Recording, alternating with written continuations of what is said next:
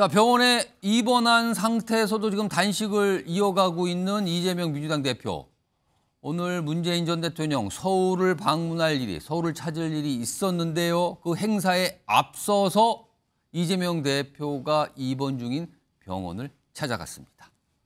자, 그 영상 지금 들어와 있는데요. 확인해 보겠습니다.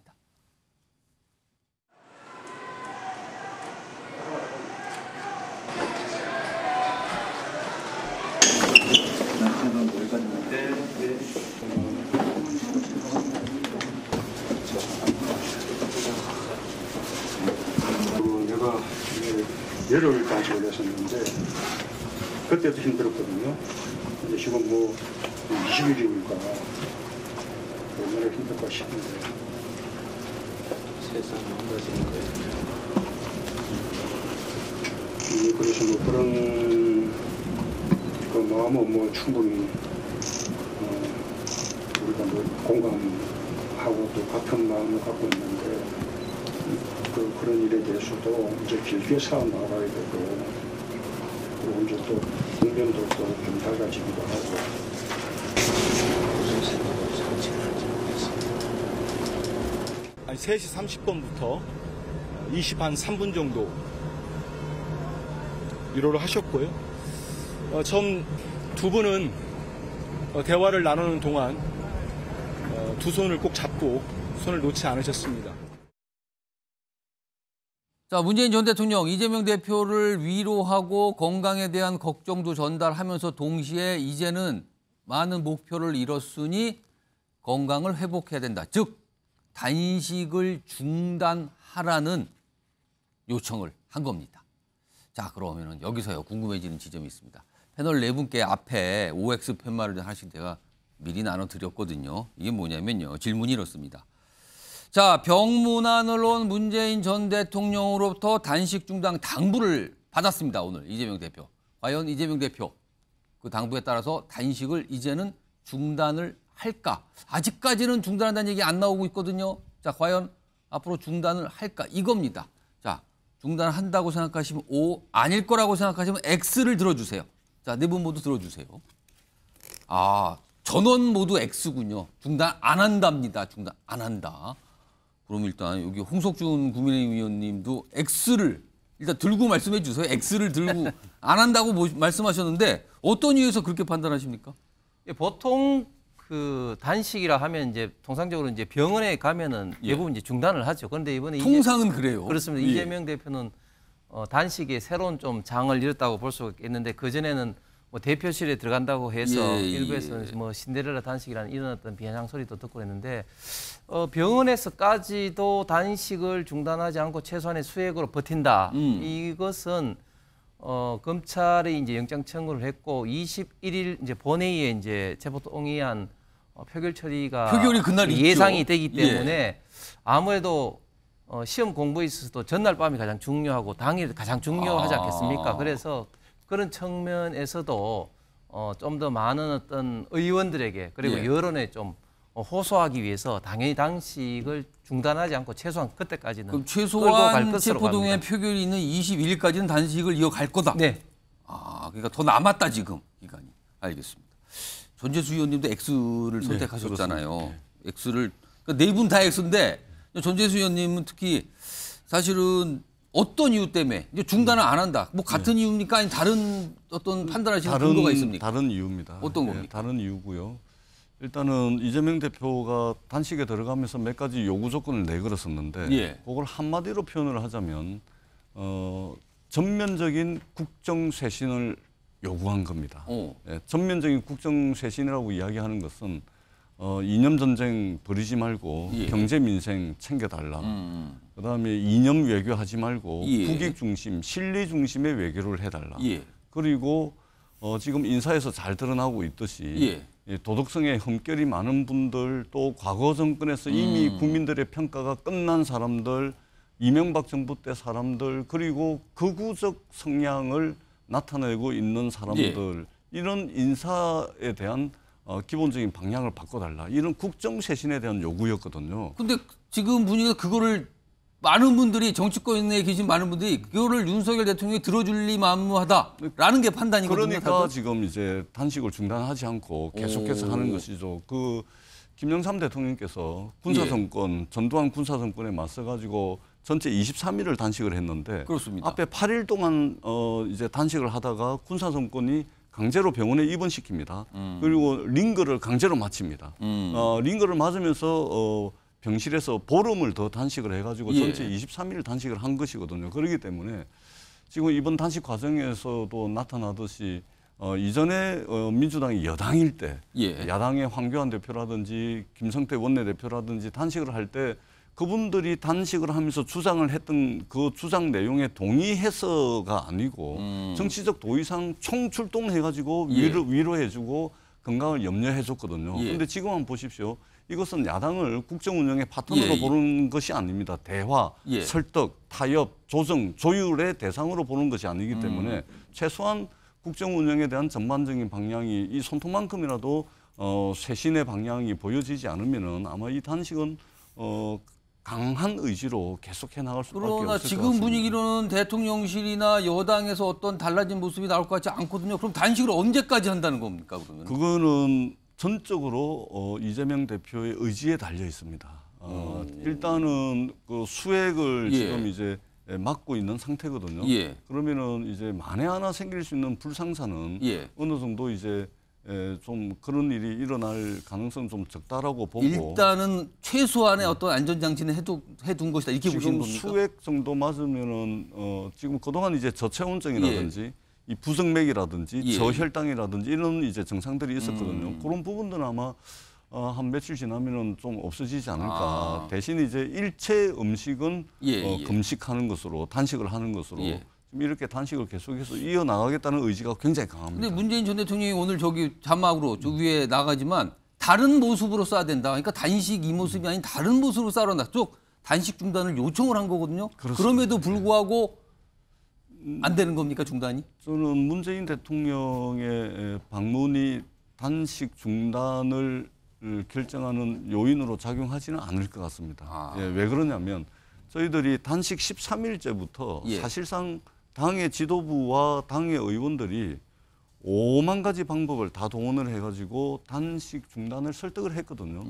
그럼에도 불구하고 대표의 의지가 워낙 강했기 때문에 이번에 문재인 대표의 방문을 통해 가지고 단식이 중단되는 그런 일은 없을 것 같습니다. 그러니까 사실 그동안 민주당에서도 단식 중단 요청, 원로들이 방문, 뭐 종교계 인사분들의 방문 다 있었지만 안 됐거든요. 그리고 마지막으로 문재인 전 대통령이 서울에 올라와서 단식 중단 요청하면 이게 단식의 출구가 될 것이다. 이렇게 했었는데 역시 아니라는 설명과 전망을 지금 하고 계시거든요. 자, 이거 언제까지 이어질까? 그리고요. 오늘 문재인 전 대통령이 녹색병원을 방문했을 당시에 또 다른 모습들도 있었는데 거기에 이재명 대표의 지지자로 보이는 분들의 모습들이 좀 있었습니다. 들어보겠습니다.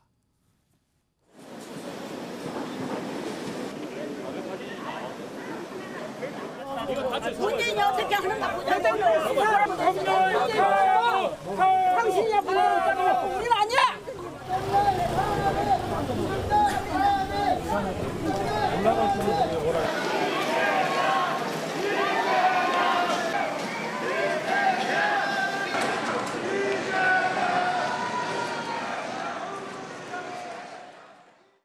그러니까 지금 저 병원 앞에 뭐 지지자로 보이는 분들이 저렇게 와서 여러 가지 뭐 목소리를 외치고 주장도 하고 뭐 약간 거친 얘기도 나온다 그래요. 박원석 전 의원님. 그런데요. 이른바 저 개딸, 흔히 개딸이라고 표현을 하죠. 이재명 대표 지지자 중에서 강성 지지자분들. 이분들 일각에서 문재인 전 대통령이 사과를 해야 된다고 요구하고 있대요. 그 사과 내용은 뭐냐면 윤석열 대통령을 문정부 시절에 검찰총장으로 임명한 걸 사과하라고 요구하고 있답니다. 이거 어떻게 보십니까? 그야말로 이제 강성 지지층에서 나오는 반응, 일종의 이제 원죄가 있다. 문재인 대통령한테 이런 주장인데요. 강성 지지층만 그런 주장을 하나요? 사실은 추미애 전 대표나 송영길 대표도 비슷한 주장을 하고 있습니다. 그러니까 직접적으로 얘기는 아니지만 직접적으로 얘기는 안 하지만 우회적으로 거의 같은 주장을 됩니다. 하고 있어요. 그래서 저는 이게 이제 윤석열 대통령이 물론 굉장히 거칠죠. 그러면서 이제 여야 관계가 아주 극단으로 치닫고 예. 그러면서 이 강경 지지층들 사이에서는 결국에 그 당시에 예. 파격적인 승진이다 이런 논란이 있어요. 사실 두 뭐 단계, 대단한 세 단계를 발칸사였다 이런 건너뛰어가지고 표현도 있었단 말이에요. 이제 그렇게까지 했는데 제대로 저 윤석열 당시 검사라는 분을 문 대통령이 잘 모른 채로 본질을 모른 채로 결국에 그런 배경을 만들어줬기 때문에 이런 지경까지 온 거 아니냐 이런 지적인 것 같아요. 그런데 그렇다고 문 대통령이 과거 임기 중에 했던 인사를 이제 와가지고 사과한다는 것도 사과를 하겠습니까? 안 하죠. 사과를 한다는 것도 제가 보기에는 좀 이치에 맞지 않고 물론 문 대통령이 이럴 줄 알았으면 그때 임명을 했겠어요. 몰랐겠죠 당연히. 그리고 충분히 그 윤석열 당시 검사라는 분에 대해서 속속들이 알고서 하지 못한 어떻게 보면 약간의 이제 환상을 가진 그런 인사였다고 생각하는데 글쎄요 뭐 이제 와서 평가를 하자면 문재인 정부 시절에 몇몇 정책도 그랬지만은 특히 인사 정책에 있어서 뭔가 좀 냉정함보다는 좀 낭만적인 요소들이 있었던 게 아닌가 싶어요. 그럼 약간 원죄처럼 돼 있는 겁니까? 뭐 그런 거죠. 네. 그래서 강성지 측이 그 부분을 계속 문제 삼고 있고 그런데 이걸 자꾸 들춰낼 때마다 이게 민주당 내에 약간 분열의 씨앗이 아니냐 뭐 이런 걱정의 목소리 이런 시각도 좀 존재합니다. 자 일단 이런 내용들이었고요. 그런데 이 단식을 하는 게 지금 엄격히 말씀을 드리면 이재명 대표가 국회에서 단식을 하다가 여의도의 성모병원을 거쳐서 지금 녹색병원에 입원을 했어요. 병상에 있는 입원한 상태로 단식을 하는 거거든요. 이걸 가지고도 정치권에서 사실은 어제도 그렇고요. 오늘도 그렇고 이런저런 얘기 또 민주당의 또 이거에 대한 뭐 반발과 반박 뭐 이런 얘기들이 계속 나오거든요. 내용 좀 들어보겠습니다. 여의도 성모병원을 처음에 갔을 때 왜 거기에서 바로 입원하지 않고 녹색병원으로 이게 이송을 했을까? 단식 환자를 많이 돌본다는 이유로 그렇게 위급한 환자를 그렇다면은 바로 성모병원으로 가지 않고 녹색병원으로 가는 게 저는 맞다고 좀 판단이 되거든요. 저는 적어도 이재명 대표의 아직까지는 크게 병세가 아직까지 뭐 유독하지 않지 않나. 대표 이송 과정이나를 놓고 일부 커뮤니티에서 응급 상황이 아니라는 등 혈액 검사가 다 정상이라는 등의 글은 가짜 뉴스입니다. 이런 가짜 뉴스에 대해서는 엄중 경고하고 당에서 강력하게 조치할 겁니다. 약간 가짜 뉴스다. 강력히 조치한다. 뭔가 혈액 검사를 했는데 뭐 이런 얘기가 막 돌았거든요. 정치권 안팎으로. 자, 정미경 전 최고위원 나와 계신데요. 이재명 대표의 병상 단식이거든요. 지금 이걸 좀 어떻게 보시는지. 과거 김영삼 전 대통령 단식 때도 뭐 비슷하다 이렇게 비교가 되고 있는데 이거 어떻게 좀 평가하십니까? 아니 그 김영삼 대통령 YS는 그 이제 위험에 처하니까 강제로 사실 데리고 갔잖아요. 아마 강제로 수액도 아마 링거도 마치고 그랬을 텐데 그러니까 이제 본인은 고집을 피웠을 수 있는데 지금 이 경우는 그 경우는 또 아니잖아요. 그리고 저는 그 녹색병원이요. 그 녹색병원이 지금 인터넷이나 그다음에 이 언론에 나와 있는 걸 보면 다 이재명 대표가 관계 있는 분들이 굉장히 많고 사실 뭐 야권 분들이 많이 병을 찾았다는 얘기도 있고요. 뭐 그래서 뭐 좌파 병원이다 일각에서는 또 민주당 성향 또 내지는 야권 뭐 다 포함해서 운동권 병원이다 뭐 이런 또 얘기도 있어요. 이건 인터넷에 나오는 거예요. 그냥 그런 얘기가 떠돈다. 떠돌아요. 그러니까 그 정도로 뭔가 이렇게 밀접한 그런 병원에 지금 간 거잖아요. 그러니까 왜 굳이 여의도 성모병원도 있고 다른 서울 시내 큰 병원들이 있는데 사실은 외곽에 있거든요. 서울의 쪽에서도. 근데 거기에 있는 병원을 굳이 찾아간다. 이런 거에 대한 질문인 거죠. 그러니까. 그렇죠. 그러면 이건 지금은 몰라도 시간이 지나면 전 다 안다고 봐요. 왜 그 병원에 갔는지가. 조금 있으면 나올 거예요.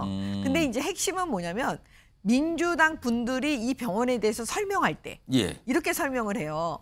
단식 치료 전문 의사가 많다. 그걸 경험한 의사들이 많다. 그다음 뭐 회복 단식 회복 무슨 전문 의사가 많다. 예를 들면 뭐 장치나 시설이 있다. 아니 근데요. 단식 황교안 대표도 단식하고 단식하는 분 보고 저도 단식 며칠 했는데 아니 무슨 단식 전문 뭐 의사 이런 거 있어요? 저는 처음 들어봐요, 사실. 단식을 하면 그건 곡기를 끊었기 때문에 그냥 어느 병원이든 그냥 병원에 가면 그 치료해 주잖아요, 사실은. 그러니까 치료라기보다는 회복시키는 거죠, 그렇죠. 회복. 엄격히 말하면 회복인 네. 거죠. 근데 뭐 그걸 무슨 단식 회복 그거에 전문의가 있느냐? 그거는 너무 그러니까 그 변명 자체가 좀 이상한 것 같아요. 그래서 제가 볼 때는 그 일단 뭐 마음 편한 곳 병원에 갈 수는 있어요. 예. 그렇지만 그 안에서 벌어지는 일들을 진짜 외부에서 전혀 모르잖아요. 그 안에서 어떤 일이 벌어지는지를. 예. 그러면 예를 들어서 그 단식 기간을 늘릴 수도 있고. 그다음에 두 번째는 뭐냐면 그 보통 회복 기간이 예. 3배라고 그래요. 예. 그 단식 기간의 3배. 예. 그러면 결과적으로 뭐 12월까지 병상에 계실 수도 있어요. 그럼 거기서 공천할 수도 있고. 그렇게 봅니다. 제가 잠깐만. 예. 일단 다 하신 거죠? 네. 요걸 지금 쭉 제가 정미경 전 최고위원이 말씀하시는 동안 전재수 의원님께 메모를 하시면서 뭔가 준비하셨는데 제가 바로 이렇게 드릴게요. 말씀하세요. 뭐 메모 뭐 그런 예. 것보다 아니 정치도 좋고 싸움도 좋지만 이게 좀 정도껏 하셔야지. 녹색병원이 좌파 병원이다, 운동권 병원이다. 아니 세상 천지에 병원에 사람의 생명을 다루는 병원을 좌파 병원, 운동권 병원이 세상 전체 이게 무슨 말입니까? 좀 제발 좀 있다고요. 정도껏 하시라라는 말씀을 드리고요.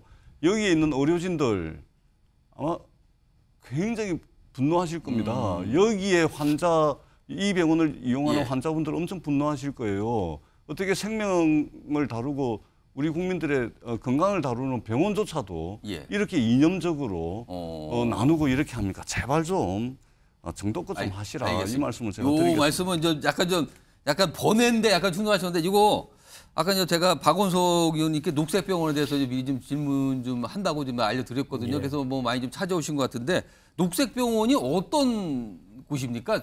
사실은 많은 분들이 좀 생소하거든요. 그 병원에 대해서는. 과거에 이제 원진레이온이라는 기업에서 그 섬유회사인데 그 산재 사망 사건이 일어났습니다. 산재. 그 이제 은폐하려고 하다가 그게 이제 대대적인 소송도 걸리고 또 노동부의 조사도 진행이 되고 해가지고 결국에는 그 직업병 사건의 진상이 규명되고 소송에서 이겼어요.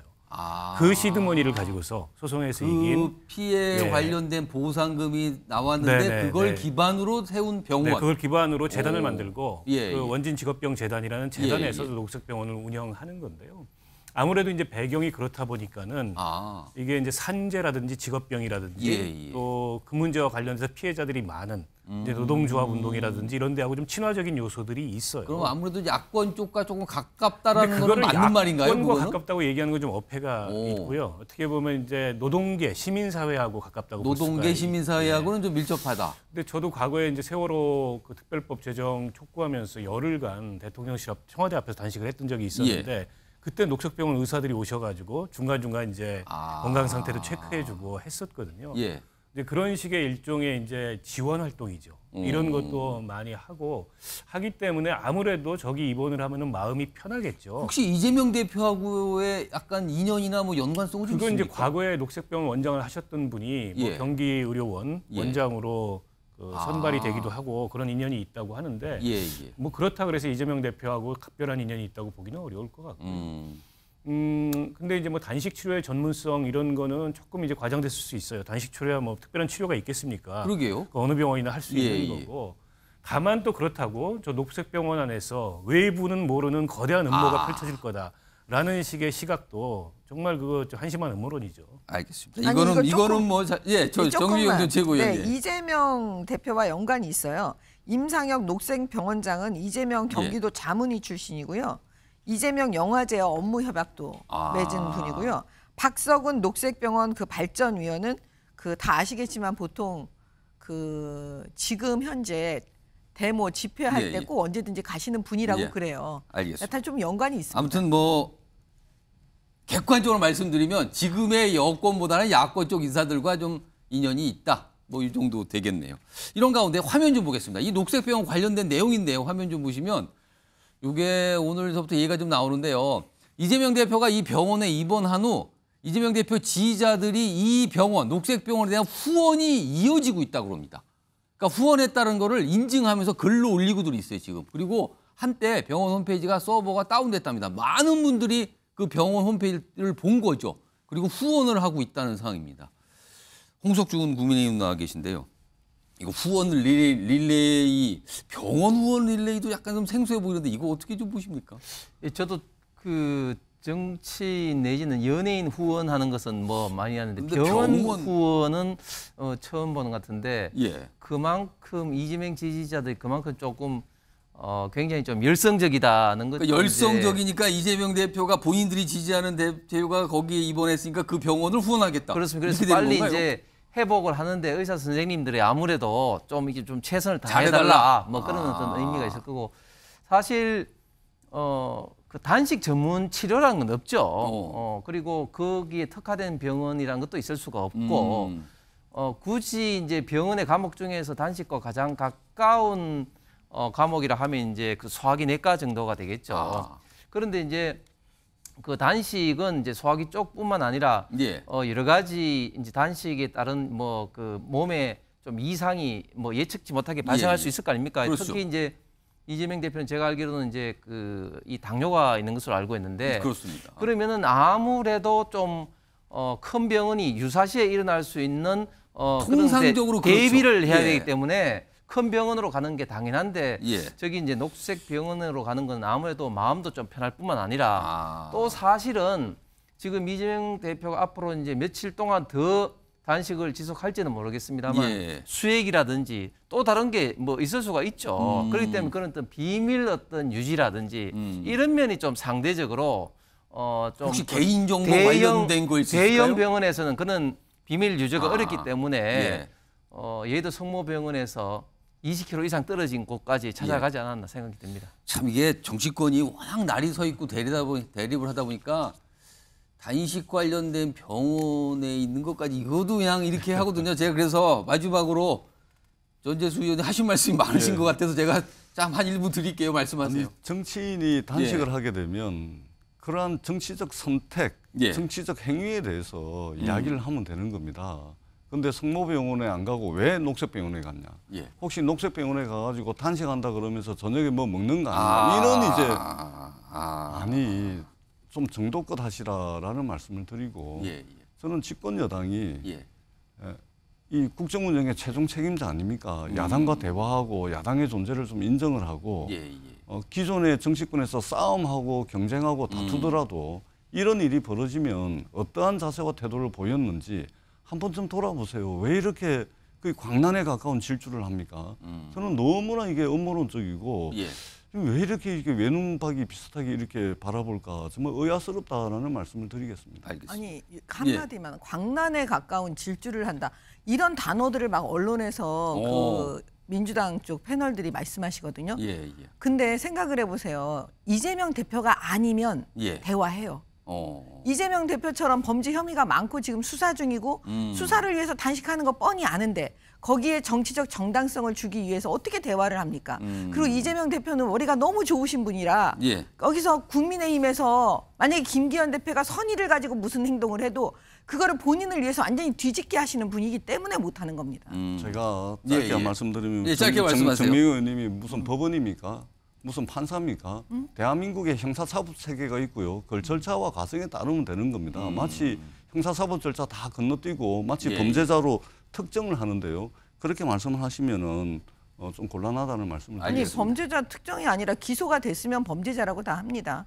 알겠습니다. 네, 일반 국민들한테 기소가 됐으면 범죄자라고 한다고요? 네, 범죄자라고 해요. 지금 기소돼서 재판받는 사람 전부 범죄자겠네요. 전재수 의원님 법을 만드세요. 일반 국민들에게도 기소가 되면 범죄자라고 말하지 않도록요. 정도껏. 자, 됐습니다. 두 분 조금 가라앉히시고요. 조금 가라앉히고 이거 굉장히 약간 과열 사항으로 자칫할 수 있거든요.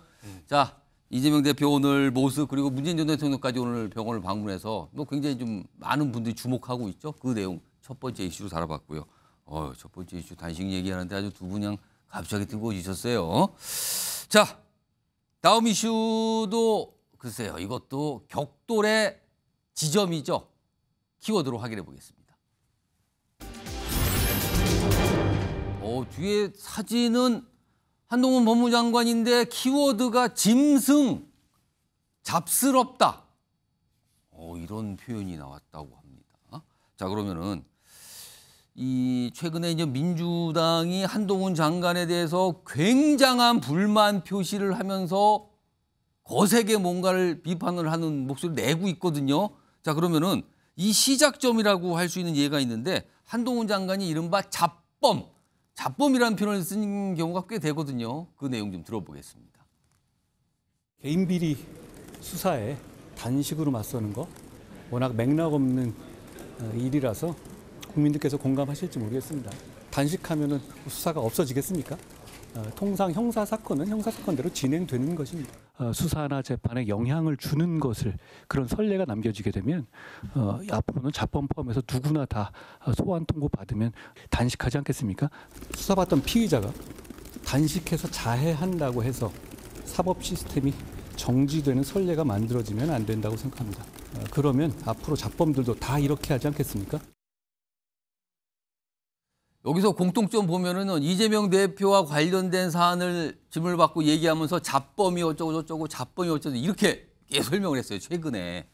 자, 이거에 대해서 민주당 의원들이 강하게 반발하면서 굉장히 또 강한 표현을 씁니다. 우선 첫 번째 목소리 들어보시죠. 잡스럽죠. 센 발언을 하고 싶지만 제 입의 건강함을 유지해야 되기 때문에 고위직 검사 출신으로서는 수사에 협력할 의무까지는 아니라도 협력하는 것이 도리죠. 그래야지 다른 잡범들이 따라하지 않을 거 아니겠습니까? 근데 본인은 자기 아이폰 비번 안 풀었잖아요. 그런 얘기 하면 안 되죠. 알겠습니다. 참 잡스럽습니다.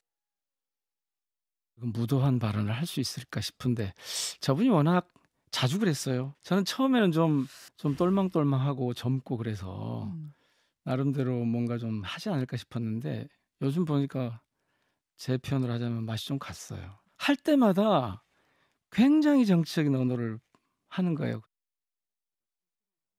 잡범이라는 표현을 쓴 한동훈 장관에 대해서 잡스럽다, 맛이 갔다. 똘망똘망하더니 지금은 맛, 뭐 이렇게 보면 이것도 굉장히 거칠어지는 거죠.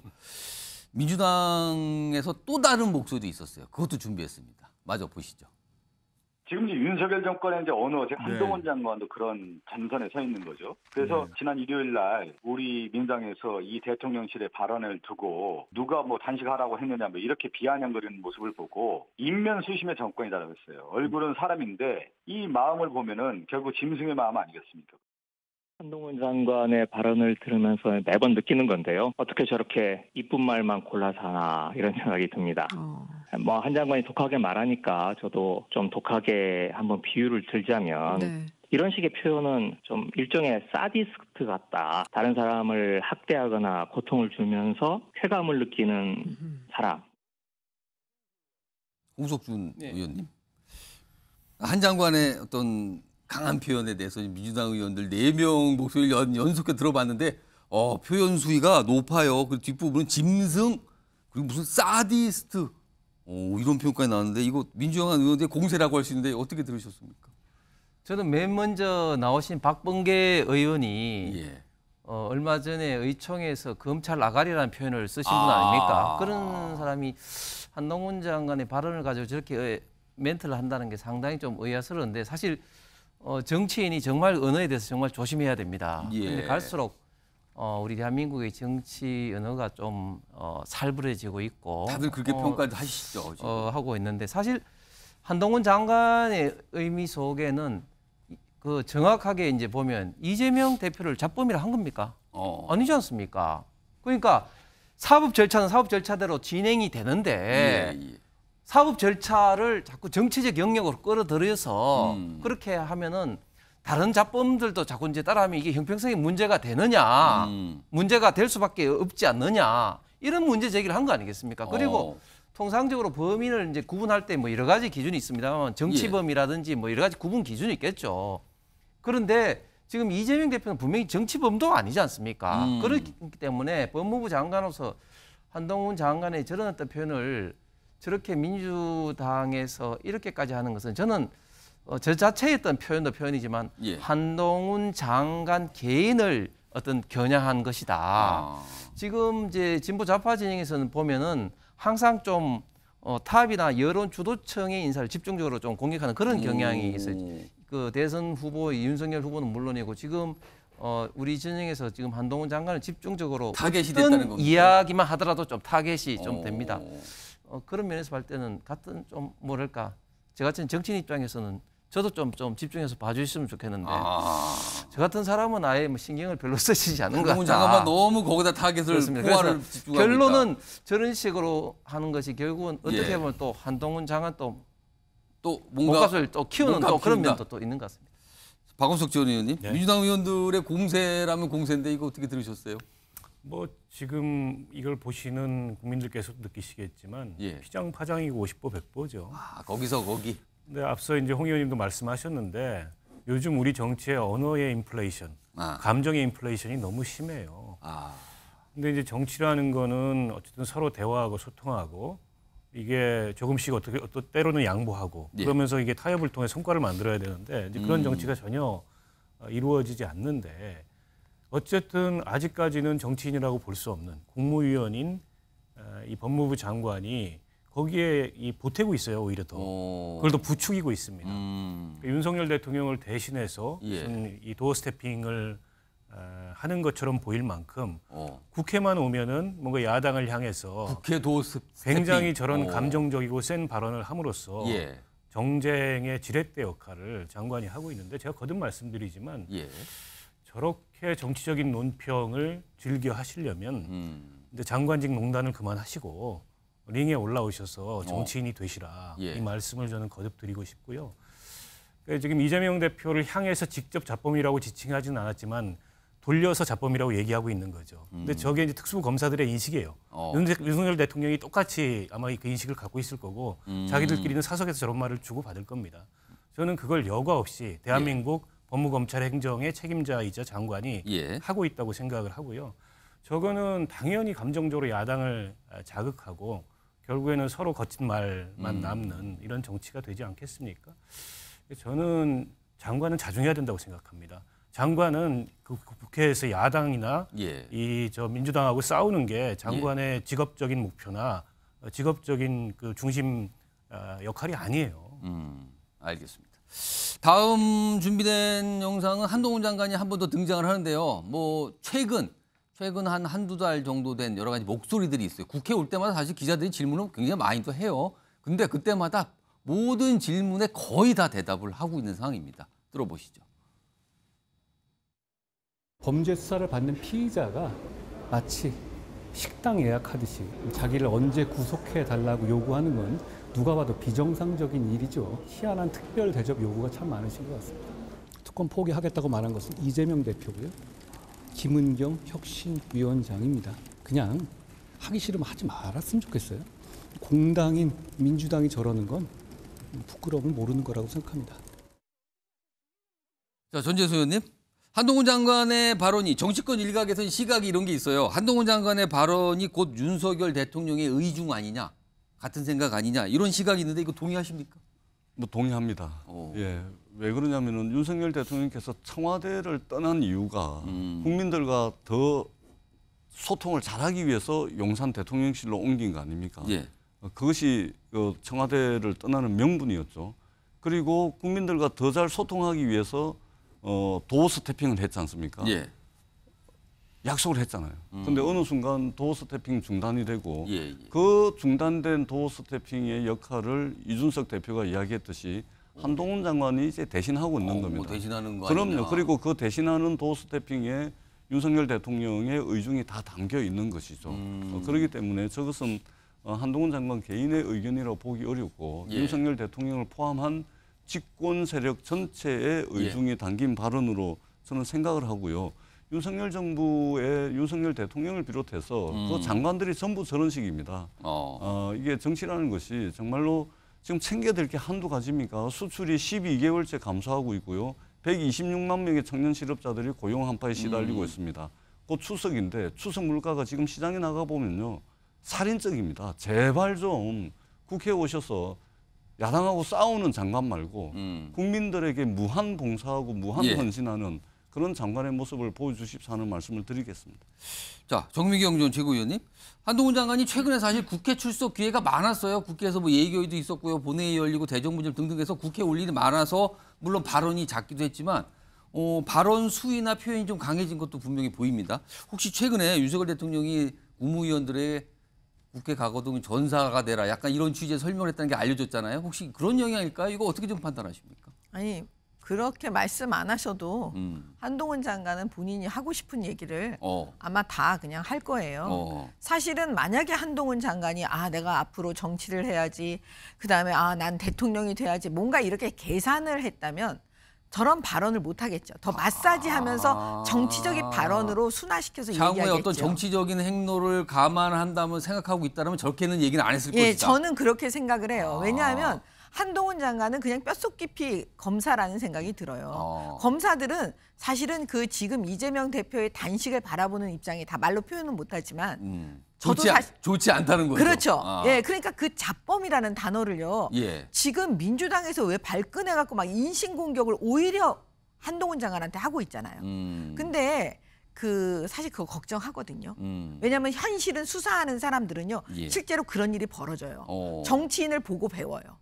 그러니까 그 자범들이 보고 배우면 어떡하냐. 앞으로 우리의 그 치안 유지나 사법 시스템은 어떻게 하냐. 저는 사실 순수하게 그게 들려요. 제가 검사를 해서 그러는지 모르겠지만 팔이 안으로 굽으신다는 겁니까? 아니면 그렇게 보이신다는 겁니까? 아니 그런 걱정들을 검사들이 한다고요. 실제 그렇게 한다. 아니 생각을 해보세요. 검사실에서 지금 조사를 하는 사람 입장에서는 어떤 걱정이 있을 것 같습니까? 저런 모습을 보고 따라하는 거 혹시 아닐까? 그럼요. 그리고 실제로 있어요. 그런 경우가 있기 때문에 그런 걱정스러운 검사의 입장에서 얘기를 한 거지. 그게 이재명 대표한테 뭐 자범이라고 그러면서 정치적인 공격 언어로 쓴 것은 아닙니다. 알겠습니다. 두 분 이렇게 들어봤는데, 그러니까 지금 아까 박원석 전 의원님 얘기하고 이 정미경 전 최고위원 얘기가 두 가지가 여러 가지 압축적인데, 여기는 그냥 정치 그런 거 생각 안 하고 하니까 저렇게 얘기하는 거다. 박원석 의원님은 저렇게 얘기할 거면 국회로 오세요. 약간 이렇게 평가가 좀 엇갈렸는데, 오늘 21일입니다. 체포동의안이 오늘 재가가 돼서 국회에 보고됐거든요. 그럼 22일 날 표결이 좀 예정돼 있습니다. 그때로 보이는데, 그때 한동훈 법무장관이 체포동의안 관련해서 설명을 또 하거든요. 그때도 또 야당 의원들과 격돌이 있지 않을까 일단 예상은 됩니다. 자, 이 주제 정리하고요. 다음 주제 역시 키워드로 확인해 보겠습니다. 보시죠. 자, 이재명 대표 사진 뒤에 가결이나 부결이나 예상되시겠죠? 이제 체포동의안이 왔단 말이에요. 그러면은 압도적인 의석 다수를 점하고 있는 민주당의 판단에 따라서 저게 가결, 부결이 사실상 결정이 되거든요. 자, 그럼 이게 어떻게 될 것인가 이겁니다. 우선요, 지금 체포동의안 온 게 이번이 처음이 아니죠. 앞서서 한 번 있었죠. 올해 초에 뭐 당시의 모습 그리고 그 이후에 진행됐던 여러 가지 상황들이 있습니다. 영상으로 묶었습니다. 보시죠. 국회의원 이재명 체포동의안은 부결되었음을 선포합니다. 저에 대한 정치 수사에 대해서 불체포 권리를 포기하겠습니다. 부결은 방탄의 길이고 가결은 분열의 길입니다. 민주당을 궁지로 밀어넣으려는 정치적 올감이라는 것을 잘 알고 있습니다.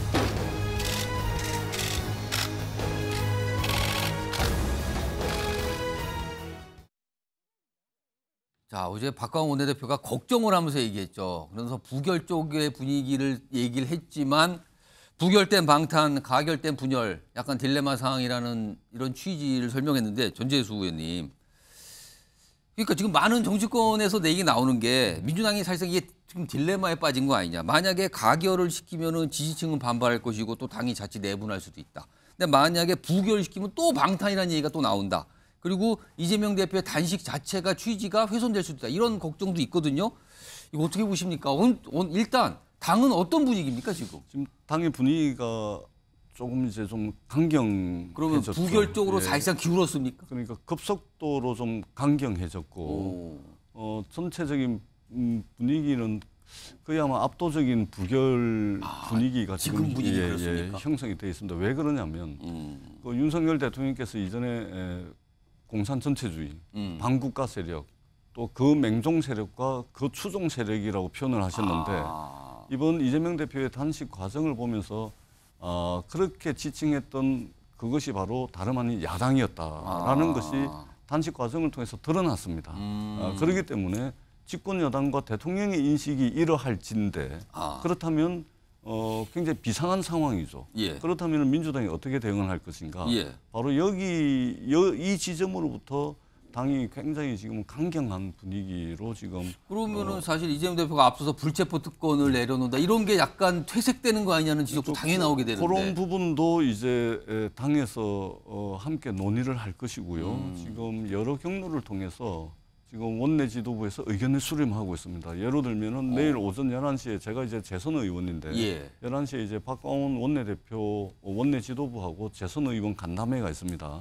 아마 그런 식으로 해가지고 쭉 의견 수렴 과정을 좀 거칠 것 같고요. 그 과정에서 아마 기술적인 문제는 기술적으로 검토를 하고 예. 큰 틀에서는 지금 아마 굉장히 강경한 분위기로 지금 당이 일단은 지금 의견이 모아지고 있는 것 같습니다. 강경한 분위기라는 게 사실상 이제 부결적으로 많이 길었다는 건데 그러면 아까 제가 잠깐 말씀드렸는데 이재명 대표의 단식의 취지가 약간 훼손되는 거 아니냐라는 시각도 있거든요. 그렇게 되면 그 부분도 함께 지금 의견 수렴 과정 중이고 고민인 지점인 건 맞습니까? 그럼 민주당에서도 고민 지점이죠. 고민 지점이 아닐 수는 없고요. 예. 다만 이제 지금 변화된 상황들이 있기 때문에 예.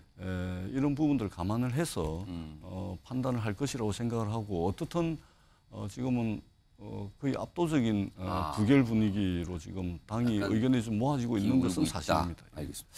이 분위기를 느낄 수 있는 어떤 설명이 좀 있어요. 들어보겠습니다. 저희도 사실은 의원들의 본심은 잘 모르고 대표의 단식 이후로 분명히 바뀐 행동은 의원들이 체포 동의안에 대해서 언급 자체를 안 했습니다. 이유는 두 가지가 있는데요. 하나는 체포 동의안을 언급하는 순간 이재명 대표의 단식이 그것 때문이다라고 스스로 우리가 그냥 인정해버리는 꼴이 돼서 이번에 가결표 던지는 의원들은 이런 표현이 좀 과격합니다. 근데 끝까지 추적 색출해서 저는 당원들이 그의 정치적 생명을 끝낼 것이라고 생각합니다. 두려워할 줄 알아야 됩니다. 가결한 의원은 정치적 생명을 끊어놔야 된다는 얘기까지 지금 뭐 강경한 목소리일 거예요. 뭐 전체는 아니지만 저런 목소리까지 지금 나오고 있는 상황이에요. 민주당에서요. 다음 화면 좀 보겠습니다. 또 있습니다.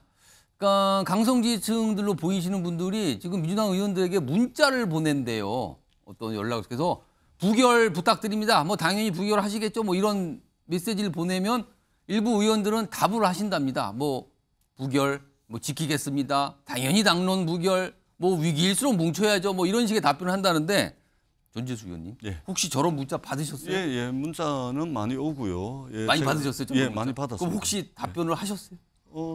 아니 제 지인들한테 오는 것은 답장을 하고 전화번호가 입력이 안 돼 있는 잘 모르는 번호에서 잘 모르는 거는 뭐 그냥 읽고 넘어가고 그다음에 전화번호가 저장이 돼 있거나 평상시에 소통을 하는 분들은 누군지 아시는 분이 보내신 거는 답변을 해주시고. 근데 문자가 많이 옵니다. 근데 저런 잘 모르는데 저런 걸 요구하는 문자도 받으셨어요 혹시? 그렇습니다. 문자가 많이 가는 거군요. 예. 근데 뭐 저것은 정치하는 사람이 전부 감내를 해야 되고 가능하면 전부 답장도 하고 전화 통화도 하는 것이 좋겠죠. 근데 이게 양이 워낙 이제 많다 보니까 일일이 답장을 하고 일일이 뭐 응대를 다 못합니다만 뭐 정치하는 사람이 응당 당원들로부터 저런 문자를 받고 전화를 받는 것은 당연한 거다 생각을 합니다. 근데 그 문자를 모르는 분에서 문자가 어떤 부결하라고 요구하는 문자를 받는데 답을 안 하면 혹시 또 뭐 왜 답을 안 하냐 항의하는 문자 또 안 옵니까? 아니 일단은 뭐 이게 의사 표현 수단으로서 이제 문자를 보내시는 거기 때문에 답장 안 했다 그래가지고 그것을 또 문제 삼거나 그러지는 않는 것 같습니다. 알겠습니다. 지금 그러니까 지지층 이재명 대표 지지층들이 문자를 지금 굉장히 막 민주당 의원들 아마 거의 전원에게 보내고 있나 봐요. 저렇게 뭐 청원 게시판에 부결 당론해라 뭐 이런 요구를 하는 글도 올라오고 있답니다. 자 이런 가운데요. 다음 목소리를 내시는 민주당 의원분들은 사실 민주당 내에서 약간 항상 이재명 대표를 조금 비판하시고 약간 다른 목소리를 내왔죠. 이번에도 약간 결이 다른 어떤 입장과 주장을 좀 하고 있어요. 들어보겠습니다. 이게 가결을 하더라도 분열의 길로 가지 않을 방법은 대표께서 6월 달에 말씀하셨듯이 이거 가결시켜주라. 그 말씀 하시는 게 제일 낫죠. 그렇게 되면은 그때 대국민 약속을 하신 거니까. 박원석 전 의원님. 그러니까 지금 병상에서 단식 중인 이재명 대표가 민주당 의원들 향해서 체포동의안 지금 국회 왔으니까 22일 날 가결시켜 주세요. 가결 입장을 내고 실제 의원들이 가결을 하든 부결하든 그래야지만 부작용이 없고 후폭풍이 없을 거다. 이거거든요. 근데 이재명 대표가 진짜 가결을 해달라는 입장을 낼까요, 지금?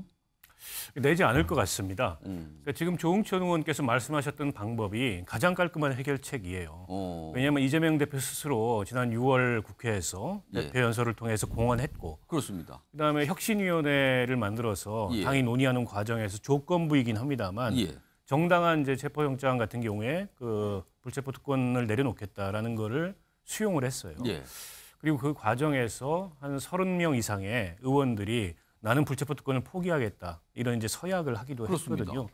때문에 이걸 가지고 당에서 또 여러 가지 그 갑론을박이 이루어지면서 당이 내용 상태에 접어드느니 이재명 대표가 공언했던 대로 이번에 이제 가결시켜서 내가 사법 절차에 임하게 해달라라고 얘기하면 아마 이견 없이 그거는 이제 본인의 약속을 실천하는 게 되니까요. 그리고 이제 뭐 그 언행일치 하는 거고. 또 이재명 대표 단식을 둘러싸고 방탄이라고 그동안에 비난했던 여권의 대응도 무색하게 만드는 모든 걸 다 털어낼 수 있는 방법인 것 같은데. 근데 그렇게 하지 않을 것 같습니다. 그러니까 이재명 대표가 지금 병원으로 옮겨서 단식을 이어가는 것은 물론 우리가 앞서도 얘기했지만 지금 윤석열 정부의 국정운영 기조가 달라지지 않아서이기 때문이기도 하지만 그거에 대한 불만 표시도 있지만 결국엔 이 체포동의안 표결까지 지켜보겠다. 이게 포함이 돼 있거든요. 거기에 지금 그 의도도 섞여 들어가 있다. 때문에 이재명 대표가 입장 표명을 안 할 것 같고 입장 표명을 안 하게 되면 민주당 내부에 이 문제를 둘러싼 여러 가지 고민이 깊어질 수밖에 없는데 분위기는 이제 부결론이 우세해지고 있는 건 맞는 것 같아요. 그런 면에서 단식의 소기의 성과를 거둔 거죠. 거기에 윤석열 정부, 대통령과 윤석열 정부의 거친 모습이 겹쳐지면서 민주당 내에 고민하던 의원들까지 이제 반발 심리가 커진 모양새인데 근데 이제 부결이 됐을 때 그 이유는 어떻게 되는 거예요? 그게 이제 여론에 미칠 영향이나 이른바 후폭풍. 그러니까 민주당 일각에서는 후폭풍은 없다. 그거 이제 일부에서 만들어내는 프레임일 뿐이다라고 주장하시는 분들도 있지만 꼭 그렇지 않거든요. 박원석 전 의원은 그 후폭풍 중에 뭐가 있을 것 같습니까? 그러면? 일단 뭐 중간층 여론 같은 경우에 지금 이재명 대표 단식을 보는 시선이 조금 의아하거나 내지는 좀 싸늘한 면이 있어요.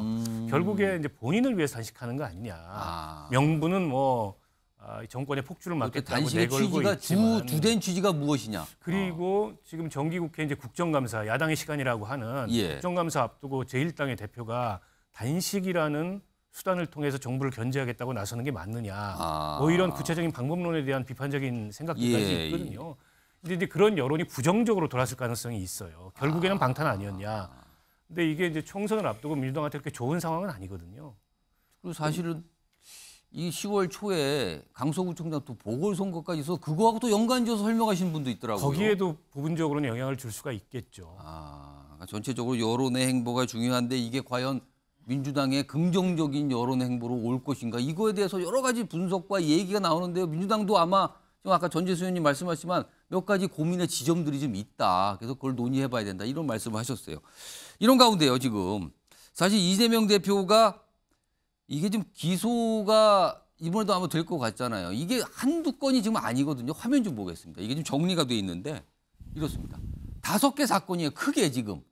다 재판이에요. 이게 지금. 그러면은 지금 공직선거법 위반은 이미 재판에서 진행 중이고요. 격주일에. 지금 대장동 건 위례건하고 성남FC 건은 다음 달부터 주 1회 또는 주 2회 출석. 이것도 재판이 진행됩니다. 그럼 벌써 2개 재판이에요. 지금요. 그리고요. 지금 백현동과 쌍방울건으로 체포영장이 온 건데 이게 추가 기소되면 또 재판이 여기도 열려요. 그러면은 최소한 3번 또는 4번을 한 달에 재판을 나가야 되는 거예요. 지금. 그리고 어떨 때 겹치게 되면 주에 여러 번을 재판에 갈 수 있어요. 이거 간단하게 홍석준 의원님. 이런 상황인데 이게 당대표 업무가 되겠는가라는 질문도 나오거든요. 그러면은. 이거 재판받다 다 시간 보내겠다 지금. 이거 어떻게 보십니까? 저것뿐만 아니죠, 사실은. 지금 또 대기하고 있는 게 정자동이라든지 후원금 1억 5천 쪼개기라든지 또 법카 초밥 문제. 더 남아있다는 지금 거죠. 수사 예상 중인 게 굉장히 좀 남아있죠. 그러면 더 자주 갈 수 있다는 건데. 그렇게 될 수밖에 없죠. 그렇기 때문에 앞으로 이재명 대표가 본인의 사법적인 이런 어떤 리스크 때문에 당의 운영이 제대로 사실은 정상적으로 되기는 쉽지가 않다. 보통 소송 한 건만 걸리더라도 사실은 뭐 온 정신이 거기에 막 다 쏠릴 수밖에 없는 아무래도. 그런 상황인데 지금 소송을 이렇게 많이 이제 걸려 있는 상황에서는 사실은 뭐 물리적 시간도 그렇지만 또 이제 심리적, 정신적으로도 계속해서 준비를 해야 될 거 아니에요, 그때마다. 분산될 수밖에 없는 그런 상황이다. 그렇기 때문에 이재명 대표의 있던 사법 리스크로 인해서 민주당 전체가 지금 빨려 들어갈 수밖에 없는 좀 그런 상황이고 안타까운 것은 그런 것들이 결국은 민주당 내에 어떤 강성 어떤 청이 주장을 해서 지금 여러 가지 대정부 어떤 강경 노선 지금 또 우리 그 한덕수 총리 해임 건의안까지 나오고 하면서 국가 전체가 전부 다 이런 어떤 정쟁의 소용돌이로 좀 몰아갈 수 있는 그런 좀 안타까운 지점이 있습니다. 아무튼 이런 거에 대해서 정치권에서 참 이런저런 얘기가 나와요. 근데 뭐 민주당에서는 이런 질문에서 아직 구체적으로 뭐라고 설명도 잘 안 하시는데 아무튼 뭐 상황이 그렇습니다. 아니 그래서 제가 말씀드리는 게요. 단식을 오래 더 할 것 같고요. 그다음에 그 병원에 더 오래 계실 것 같아요. 그래야 이 모든 리스크를 지금 어떤 식으로든 극복할 수가 있으니까요. 알겠습니다. 단식 과연 언제 끝나는 거냐 이런 거 다시 물어보시는 분들이 많이 있어요. 굉장히 오래됐거든요. 지금요. 오늘로서 20일째 아닙니까? 내일 넘어가면 20일 넘어가는 겁니다. 지금요. 우리나라에서 최장 단식 기간이 23일로 지금 알려져 있는데 어떻게 되는 거냐라고 질문들 많이 하십니다. 자, 이 내용 이 정도로 정리하고요. 다음은요. 철험회라고 정치권에서 많이 표현이 된 어떤 모임이 있어요. 의원들의 모임. 이와 관련된 얘기가 있는데 키워드 보시죠. 철험회인데 몰락일까라고 물음표가 찍혀 있어요. 왜냐하면 이 멤버들이 다 신상에 요즘에 문제가 좀 발생을 좀 했거든요.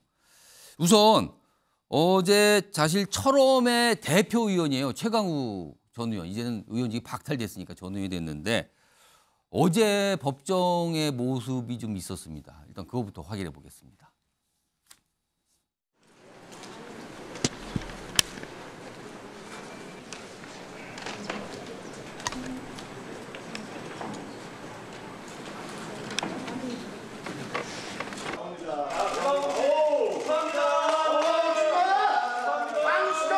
피의자 인권 보장과 관련한 좀 획기적인 진전이 있는 판결이 나오기를 기대했는데 결국 뭐 헛된 기대가 된 것 같습니다. 뒤에 보면은 저 철험회 멤버인 황운하 의원도 뒤에 뭐 모습이 보이고 있는데 일단 화면 좀 보겠습니다.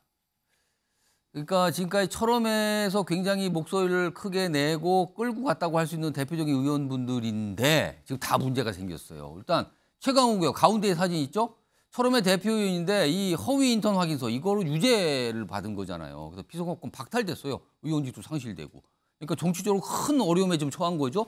그리고 앞서서 김남국 무소속 의원 코인 투자 논란이었잖아요. 지금 총선 불출마 선언했습니다. 그 윤리위에서 계속 판단을 받고 있는 상황이고요. 그리고요 최근에 황운하 의원은 울산시장 선거 개입 혐의 관련해서 검찰로부터 징역 5년 구형 받았거든요. 지금 재판을 받고 있는 상황인 겁니다. 다들 지금 이렇게 상황이 어렵게 된 거죠. 자, 정미경 최고위원님, 민주당 내 강경파 의원으로 초선 의원으로 꼽혔잖아요. 철험에 어쩌다가 이렇게 된 겁니까? 이거 어떻게 판단하십니까? 뭐라고 굉장히 사실은 의원 개입에는 어려운 상황이에요. 그리고 철험회 자체가 지금 굉장히 위험하다, 어렵다 이런 얘기가 나오거든요. 이거 어떻게 보세요? 근데 이제 이분들이 강성이라는 게요. 그래도 좀 어느 정도 이렇게 상식적이어야 되는데 너무 억지를 많이 부린다라는 생각을 되게 많이 했고 그다음에 그 국민들에게 이 재판을 받는 모습 자체도요. 김남국 의원은 뭐 말씀 안 드려도 다 아시잖아요. 그 이 최강욱 의원 같은 경우에는 이 사건을 보면은 보통의 그냥 일반 우리 국민이었으면 아니면 그냥 공무원이었으면 그러면 한 1년이면 그냥 끝나는 사건이거든요. 저는 제가 바라보는 입장이 그래요. 근데 이게 3년 8개월을 걸려요. 그렇습니다. 그러니까 대법원에서 진짜 이게 1년 넘게 지금 이러고 있는데 있었는데 그중에 하나가 뭐냐면 국회의원 신분인 최강욱 의원이요. 그 폐문 부재 그걸 합니다. 이게 무슨 얘기냐면 그 송달 서류를 그 제대로 송달되지 않도록 문을 잠그고 사람이 없고 이러면 어떻게 되겠어요? 직접 받아야 되는데. 네. 그다음에 뭐냐면 식구라도 받아야 되거든요. 가족들이라도. 근데도 안 된 건가요? 그러니까 폐문 부재인 경우에는 송달이 안 된 거잖아요. 그럼 자꾸 와야 되는 거예요? 네. 그래서 어떤 일이 벌어지냐면 계속 재판을 연기하는 걸 했습니다. 아, 시간이 걸리는 거군요. 예. 그다음에 그때 주심 대법관이 예. 누구였냐면 다 아시겠지만 그 친문 성향을 가진 분. 그러니까 이렇게 된 거예요. 무슨 성향을 가진 대법관. 이런데 그 하는 행동이 또 똑같아요. 우리나라가 그 지경에 이른 거예요. 그 사건을 안 해요. 갖고 있어요. 그냥 무작정. 예. 그러다가 마지막에 자기네들이 결론 안 내리고 전원합의체라고 그래서 전체 대법관 회의에 띡 던져버렸다고요. 그래갖고 3년 8개월 걸린 거예요. 그래서 이런 걸 보면 아, 국회의원들이 이렇게 하면 일반 국민들께서 뭐라고 하시겠어요. 그럼 일반 국민 재판에서도 예. 대법관이 저렇게 하시겠습니까? 아, 최강욱 의원 재판 관련해서 참 얘기가 많았거든요. 그 김명수 대법원장 얘기까지 막 겹쳐서 뭐 다뤄지고 얘기되고 그랬는데 다음 준비된 영상은요. 우선 최강욱 의원의 그동안 발언이 있는데 좀 확인해 보겠습니다. 이건 뭐 내용만 좀 확인해 보죠. 네. 정작 법정에 서야 할 사람들은 한 줌도 안 되는 검찰 정치를 행하고 있는 검사들입니다. 과연 법원의 판단 기준이 일반적으로 법이 정하고 있는 경험칙에 맞는 것인지 이 부분에 대해서 굉장히 유감으로 생각합니다. 제발 좀 태도를 무겁게 가지기 바랍니다. 최강욱 의원님한테 그런 얘기 들으니까 진짜 이상합니다. 저렇게 꼭 하여튼 그 국무위원의 태도냐고요. 그게 국회의원의 태도입니까? 그럼 국회의원으로서 지금 정부 책임자한테 묻고 있는데 개인적인 감정을 가지고 자꾸 깐족거리는 거 보이니까. 아, 저 뭐 자주 좀 회자됐던 영상 모습인데요. 다음은요. 김남국 의원, 황운하 의원이 등장하는 영상도 있습니다. 확인해 보겠습니다. 그 하늘에서 떨어진 돈, 굴러 들어온 돈도 하나도 없다라고 말씀드린 거고 윤리특별위원회에서 공정하고 객관적인 기준에 따라서 합당한 판단을 해주실 거라고 생각을 합니다. 네. 검사 출신들의 공통점은 절대로 사과하지 않는다는 겁니다. 경찰의 정당한 업무 수행을 표적 수사로 둔갑시켜 놓았습니다. 명백한 검찰권 남용입니다. 저는 무죄를 확신하고 있습니다. 세 의원의 공통점이라 그러면 철험의 멤버라는 거와 그리고 그동안 의원 생활을 계속 하고 계신 분도 있고 이제 못 하시는 분도 있는데 검찰 관련된 이슈로 굉장히 많은 충돌과 설전을 벌였던 모습이 있었다. 남아있다. 뭐 이런 공통점일 것 같습니다. 자, 요건 요 정도로 하고요.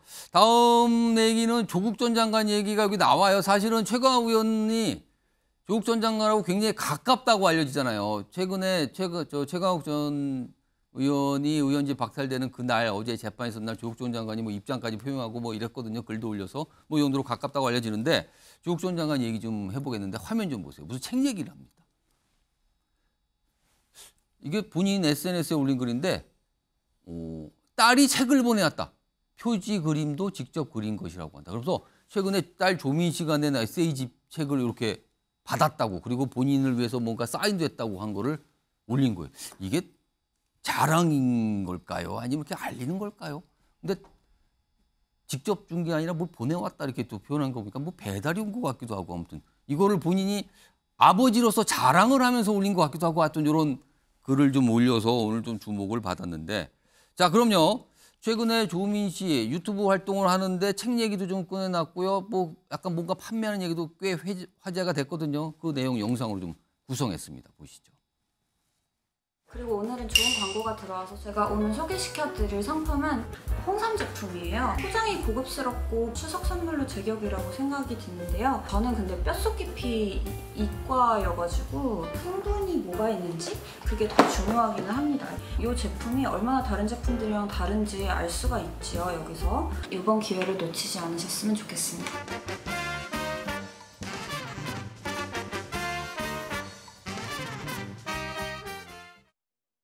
본인 책도 저렇게 또 소개를 했어요. 그런데요, 이 책이 아직 서점에서 판매가 되지 않고 지금 예약만 받고 있는 상황이거든요. 그런데요, 화면 보겠습니다. 온라인 베스트셀러 1등입니다. 조민 에세이 1위. 그리고 아버지인 조국 전 장관은 3위입니다. 지금 베스트셀러. 가운데 2등 책이 뭔지 보시겠어요? 무라카미 하루키. 굉장히 유명한 일본 작가잖아요. 2등입니다. 여기가. 심지어 조민 씨는 아직 판매가 안 되는데 1등이에요. 홍석준 전 의원님 이거 어떻게 봐야 됩니까 이거? 저도 책을 한번 써보니까 책 판매량은 두 가지에서 결정되더라고요. 하나는 작가의 인지도, 두 번째는 또 출판사의 또 마케팅력에서 결정이 됩니다. 여기는 뭘까요, 그럼? 작가 인지도죠. 인지도. 예. 그럼 역시 이것도 지지자분들이 사겠다고 저렇게 하는 걸까요? 지지자들이 열성 지지자들이 이제 이렇게 이제 당연히 이제 움직이는 것이고 지금 그 조미 씨 같은 경우는 지금 블로그라든지 여러 가지 이제 SNS 활동도 열심히 지금 하고 있지 않습니까? 그런데 정상적인 시각으로 봐서는 좀 이해가 되지 않는 부분이 본인의 어머니 정경심 교수는 지금 현재 감옥에서 지금 고생을 하고 있는데 과연 이런 식으로 이제 딸이 행동을 하는 것이 정상적인 시각으로 봐서는 잘 좀 뭐 제가 좀 잘 모르겠습니다. 이해가 사실 잘 안 되는 것이죠. 그리고 한 가지 또 분명한 것은 아직까지도 그 조국 지지자들은 굉장히 숫자가 지금 많구나. 그래서 그런 어떤 지지자들 상당수가 저런 분들이 저 책을 사겠다고 예약을 하고 예약을 하고 이런 거 보니까 그래서 아직까지 이제 조국 전 장관에 대한 어떤 정치적인 어떤 그런 어떤 영향이 그런 것들이 참 무시 못할 것 같은데 근데 최근에 또 우리 대한민국에서 또 재미있는 또 책이 있지 않습니까? 친왕님 씨의 또 베스트셀러도 있지 않습니까? 그 책은 뭐 한 권에 뭐 5천만 원이니까 5천만 넘는다고. 우리나라 지금 출판계가 지금 이상하게 지금 돌아가고 있는 것 같습니다. 알겠습니다. 지금 제작진이 확인해 보니까 조미 씨 책이 오늘 또 판매가 시작이 됐다 그러네요. 그건 뭐 다시 정정해 보겠습니다. 근데 바로 뭐 1등, 아버지 책은 3등, 중간에 하루끼. 이거 좀 많은 분들이 좀 주목할 순위가 나왔습니다. 그래서 또 짧게 소개해 드렸고요. 다음은요, 여당 얘기 좀 해보죠. 오늘 야당 주제가 참 많은데 여당 주제가 하나 준비되어 있는데 이 국민의힘하고 뭐 합당 얘기가 나왔는데 이 조정훈 시대전환 의원이 있거든요. 근데 오늘 본인이 뭐 설명도 좀 했어요. 내용을. 그 내용도 좀 들어보겠습니다. 국민의힘 지도부에서 시대전환에 합당 제안을 했습니다. 보수와 중도를 아우르는 연대체를 만들고 한다. 시대전환이 같이 합류해서 중도 실형 정당의 역할을 해달라라는 제안을 받았습니다. 만약 국민의힘과 합당이 현실이 되더라도 일회용 꽃꽂이로 사용되고 싶은 생각은 없습니다. 박원석 전 의원님, 그러니까 국민의힘으로 간다는 거예요. 네. 뭐 그동안 얘기가 있었는데 혹시 국민의힘으로 갈 줄 미리 예상을 하셨나요? 예상을 못 하셨나요? 근래에 보인 행보로 보면 충분히 예상 가능했고요. 예상대로다. 뭐 형식상 합당인지는 몰라도 사실상 입당인 거죠. 사실 뭐 그 시대전환이 정당이긴 하지만 국회의원은 한석이거든요. 뭐 그렇다고 해서 이제 정당의 의사결정 체계가 없는 건 아닐 테니까 그 정당 내부 의사결정 체제를 밟겠지만 실질적인 의미, 내용적인 의미는 조정훈 의원의 입당인 거고 뭐 조정훈 의원은 본인이 그렇게 입당을 하더라도 꽃꽂이는 안 되겠다라고 본인은 주장합니다만 뭐 밖에서는 그렇게 보이지 않아요. 결국에는 그 생명 연장의 꿈을 위해서 꽃꽂이 본인 정치의 뭐 일관성, 뭐 소신 이런 거 다 버리고 일단 공천을 받고 가능성이 있는 그런 어떤 정치를 향해서 나아가고 있는 거라고 보고요. 물론 이제 저런 선택은 길게 봤을 때 나중에 이제 어떤 식으로든지 평가가 되겠죠. 그러나 뭐 그리 좋아 보이지는 않습니다. 지금 조정훈 의원 사실 마포가 출마한다고 좀 알려져 있거든요. 본인의 뭐 그쪽에서 뭔가를 좀 준비 중이다 이런 얘기도 좀 나와 있는 상황인데 아까 꽃꽂이 얘기를 좀 하셨었거든요. 이게 몇 달 전 얘기인데 조정훈 의원이 언론을 통해서 관련된 얘기를 좀 꺼내놓은 게 있어요. 들어보겠습니다. 국민의힘에서 저를 만약에 관심 있는 이유가 그냥 총성령 꽃꽂이 좀 신선한 얼굴 한두 개 앞세우고 이번 판만 잘 넘어가고 또 있는 그대로 계속 할 수 있다고 믿으시면 저 같은 꽃꽂이는 별로 저는 관심이 없습니다. 네, 뭐 민주당에서도 그런 조건을 제시하면 민주당으로 갈 수도 있습니다. 저런 인터뷰가 있고 최근에 인터뷰 보면 본인은 꽃꽂이가 아니고 수술칼로 쓰인다면은 국민의힘과 기꺼이 합당한다. 약간 이런 인터뷰 내용도 나왔어요. 그러니까 본인은 꽃꽂이 꽃이 아니고 수술용 칼, 그러니까 뭔가를 다 바꿔놓는 그런 역할을 하고 싶다는 거거든요. 근데 홍석준 의원님, 국민의힘에 합류를 하게 되면 뭐 조만간 합류할 것 같아요. 그렇다면 수술칼 역할을 원하는데 이거 혹시 국민의힘 안에서 개혁을 놓고 막 충돌하고 또 이런 거 벌어지는 거 아닙니까, 그럼? 제가 조정훈 의원하고 이제 몇 차례 이제 좀 깊이 좀 이야기를 좀 많이 좀 해보니까 조정훈 의원이 그 월드뱅크 세계은행에 이제 근무를 하면서 특히 워싱턴에 있는 본부에도 근무했습니다만 주로 이제 분쟁 지역인 뭐 이스라엘과 뭐 팔레스타인이나 또 중앙아시아 쪽이나 이런 쪽에 이제 하면서 나름대로 우리나라에 대해서 고민과 생각을 굉장히 좀 많이 좀 했더라고요. 그러면 또 월드뱅크에 있으면서 어떤 그런 금융적인 세계 금융적인 그런 어떤 분야에 어떤 그런 것도 많고 해서 제가 볼 때는 우리 대한민국 경제가 참 어려운데 우리 국민의 힘이 좀 나가야 될 방향에 대해서는 좀 새로운 시각에서 많이 좀 아이디어와 정책적으로 많이 좀 제안할 어떤 그런 저는 어떤 영향이 있다고 좀 생각을 합니다. 그리고 갖고 있다.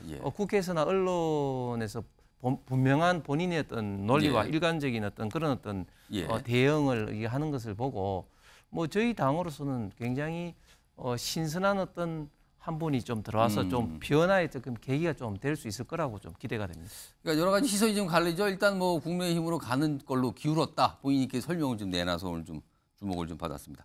다음 마지막 주제가요. 이게 방금 영상이 들어왔어요. 오늘 문재인 전 대통령이 이재명 대표를 병문안 뒤에 여의도에서 열린 9.19 평양 공동선언 관련 행사에 참석했거든요. 여기서 내놓은 발언이 있습니다. 들어보겠습니다. 김대중, 노무현, 문재인으로 이어진 진보 정부에서 안보 성적도 경제 성적도 월등 좋았던 것을 확인할 수 있습니다. 안보는 보수 정부가 잘한다. 경제는 보수 정부가 낫다. 이런 조작된 신화에서 이제는 벗어날 때가 되었다는 것을 마지막으로 강조하고 싶습니다. 정미경 전 최고위원, 저 발언 어떻게 좀 평가하시겠습니까? 문재인 대통령께서요. 그 문재인 정권에 대한 평가는 지금 윤석열 대통령이 당선된 이후로 다 평가가 지금 나오고 있잖아요. 사실 다 아시겠지만 뭐 400조 이상의 빚을 만들어 주셨고 그다음에 뭐 1000조가 됐고 일단 우리 국가 부채가 그다음에 소득주도 성장이라는 게 얼마나 사기였는지도 다 알게 됐고 그다음에 그것 때문에 통계 조작한 사례가 지금 감사원에 감사 결과 나와서 수사 의뢰된 상태입니다. 지금. 그러면 저는 죄송하다는 말씀이 나와야 되는데 사실 뭐 민주당에서 여태까지 최강욱 의원 어떻게 보면 문재인 정권을 상징적으로 대표하는 인물 중에 한 분이신데 대법원에서 확정 판결 나왔는데도 불구하고 더군다나 김명수 대법원장이 있는 그 대법원에서 났는데도 잘못했다, 죄송하다 이런 얘기가 한마디가 없으신 분들이에요. 절대 잘못을 인정하지 않습니다. 여전히 저는 문재인 대통령도 국민들께 송구하다 이런 말씀을 하셔야 되는데 그렇게 안 하고 저렇게 이제 뭐 잘했다 뭐 이런 취지로 얘기하시는 거 들으니까 좀 민망합니다. 자, 마지막으로 전재수 의원님은 어떻게 좀 보셨습니까? 저는 기본적으로 전직 대통령이 현실 정치에 개입하는 것은 그렇게 반기는 입장은 아닙니다. 다만 대한민국의 전직 대통령이 여러 분이 계신데 이 전직 대통령으로서 우리 국민들, 사회 또 우리 공동체에 기여할 수 있는 새로운 모델들이 나왔으면 좋겠다라는 바람을 가지고 있고요. 오늘 문재인 대통령의 이 말씀은 이게 아마 문재인 대통령 입장에서도 좀 불가피한 발언이 아니었을까. 불가피하다. 왜 그러냐면 지금 윤석열 정부가 2년이 다 돼가거든요. 근데 무슨 문제만 생기면 전 정부 탓을 합니다. 그렇기 때문에 전 정부 탓을 계속해서 하면서 그것도 이제 감사원 수사, 경찰, 검찰 수사를 통해 가지고 지금 사실관계를 왜곡시키고 이렇게 하는 측면들이 많이 있거든요. 그러다 보니까 전직 대통령으로서 계속해서 끊임없이 소환당하고 있습니다. 그리고 입장을 피력하지 않으면 안 되는 상황으로 내몰리고 있고 그런 차원에서 오늘 9.19 군사합의 5주년을 맞춰가지고 아마 이런 발언을 하신 것으로 그렇게 저는 평가를 합니다. 자, 요거 제가 한 30여 초씩 시간이 좀 더 있어서 홍석준 의원님, 박원석 전 의원님부터 한 30초 제가 드릴게요. 평가해 주시죠. 문 대통령께서 9.19 이제 5주년 행사를 맞아서 오랜만에 지금 서울에 퇴임 이후에 처음에 공개 행사에 참석을 하신 것 같은데 전국 상황이 이렇다 보니까 아무래도 어떤 말씀을 하셔도 정치적으로 해석될 수밖에 없어요. 게다가 현 정부가 이제 지난 정부 흔적 지우기를 아주 강하게 하고 있지 않습니까? 그에 대해서 전직 대통령으로서 그냥 묵과할 수는 없었을 거다. 다만 내년 총선을 앞두고 문 대통령을 향한 시선이 앞으로 훨씬 더 이제 이 정치적 시선 돌아갈 거라고 봅니다. 듣고 잘 텐데 자꾸만. 그런데 그 전 의원도 얘기했지만 전직 대통령이 현실 정치에 개입한다는 식의 해석이 자꾸 나오는 건 좋지 않습니다. 그 점에 있어서는 문 대통령께서도 잘 조절을 하시리라고 봅니다. 자, 홍석준 의원님, 특히 안보 경제가 보수가 뭐 잘한다는 거는 뭐 조작된 신화다 뭐 이런 얘기까지 나왔단 말이에요. 이거 어떻게 들으셨어요? 선거 조작, 통계 조작의 지금 현재 분위기에서 문재인 대통령이 보수 정부가 잘한다는 조작을 언급을 하신 걸 보고 저는 작심 발언을 하셨구나. 저건 작심한 거다. 예, 조작이란 말을 썼죠. 저는 문재인 대통령이 지금 9.19 군사 합의가 지금 지켜집니까? 9.19 군사 합의에 있던 북한의 사기에 문재인 정부가 놀아나서 북한이 그 사이에 핵과 미사일을 완전히 완성을 했습니다. 그런 면에서 저는 전직 대통령은 정말 우리 대한민국의 큰 어른으로 남으셔야지 이런 식으로 행동을 하시는 것은 모두가 저는 불행하다고 생각합니다. 자, 문재인 전 대통령이 오늘 상경을 하면서 참 여러 가지 일이 있었네요. 그러면 꽤 많이 주목을 좀 받고 있는 상황입니다.